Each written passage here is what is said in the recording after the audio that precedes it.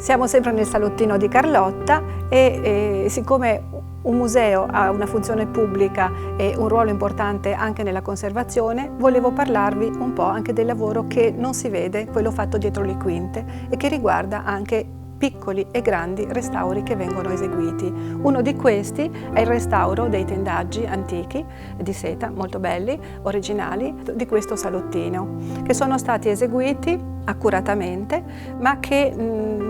non ci avrebbero permesso comunque di riappendere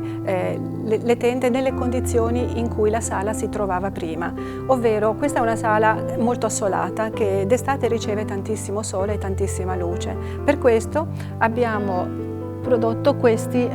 filtri particolarmente utili a lasciare intravedere il mare, che è un elemento importante a Miramare, quindi si deve almeno intravedere, ma atti a filtrare la luce e i raggi che fanno scolorire e rovinano i tessuti antichi.